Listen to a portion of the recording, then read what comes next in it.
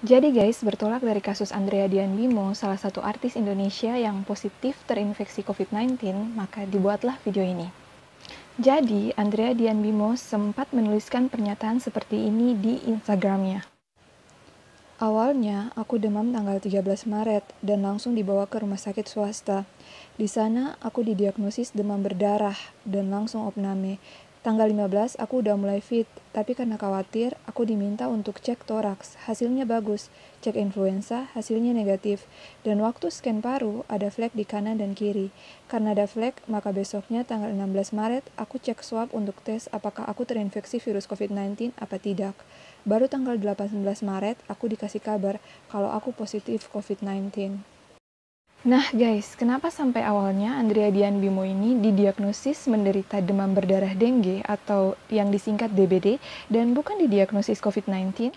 Bisa saja waktu itu dia tidak memunculkan gejala yang spesifik dengan COVID-19. Jadi, waktu itu gejala yang muncul hanya demam dan itu gejalanya mirip dengan demam berdarah dengue atau DBD. Nah, untuk itu beta akan membahas tentang apa saja tanda dan gejala dari DBD dan apa yang dapat membedakan DBD dengan COVID-19 ini jika pasien datang atau jika ada orang yang datang hanya dengan keluhan demam saja. Pertama, kita harus tahu dulu bahwa DBD ini disebabkan oleh infeksi virus dengue yang disebabkan dari gigitan nyamuk Aedes aegypti.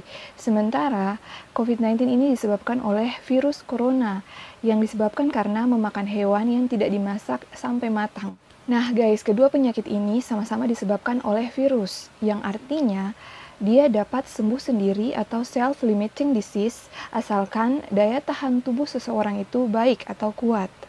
Information saat ini di tengah maraknya kasus virus corona, saat ini di NTT sedang mewabah kasus DBD. Di tengah merebaknya virus corona, ancaman penyakit demam berdarah dengue juga perlu diwaspadai. Apalagi hingga kini Kementerian Kesehatan mencatat sudah ada lebih dari 19.000 kasus dengan 104 orang meninggal dunia.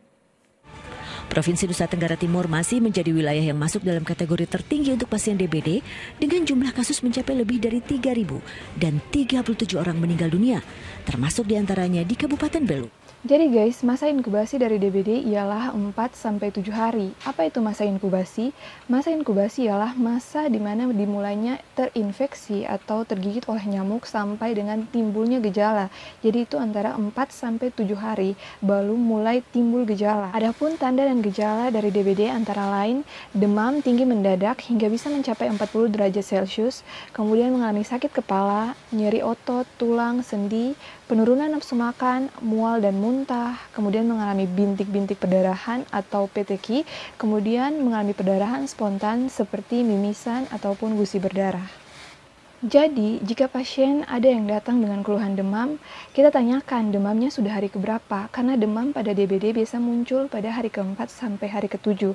Dan kita juga lakukan pemeriksaan, yaitu kita lihat ada tidak muncul bintik-bintik perdarahan. Kalau tidak muncul bintik-bintik perdarahan, segera lakukan pemeriksaan rampelit atau uji tourniquet dengan tensimeter. Nah, kemudian kita tunggu beberapa menit dan dilihat hasilnya apakah muncul bintik-bintik perdarahan atau tidak.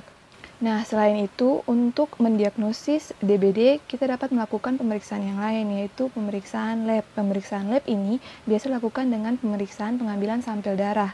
Nah, pemeriksaan lab ini dapat ditandai dengan penurunan trombosit dan peningkatan hematokrit. Selain itu, dapat dilakukan pemeriksaan antigen NS1 jika demamnya hari pertama. Namun, jika demamnya hari ketiga, dapat melakukan pemeriksaan antibodi IgG, ataupun demamnya hari kelima dapat dilakukan pemeriksaan antibodi IgM. Jadi guys, itulah serangkaian pemeriksaan yang dapat membedakan antara DBD dan COVID-19. Jika tanda dan gejala dari DBD tidak dapat dikenali dan ditangani dengan baik, maka dapat berujung pada keadaan syok dan bahkan dapat mengakibatkan kematian.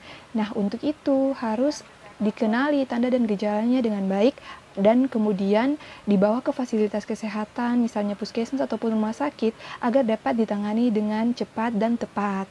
Nah, terapi untuk DBD sendiri adalah terapi cairan, yaitu diberikan infus.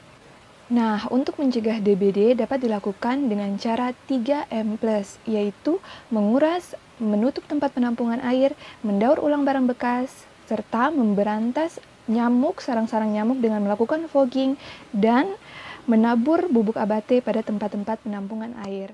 Seperti itu. Terima kasih.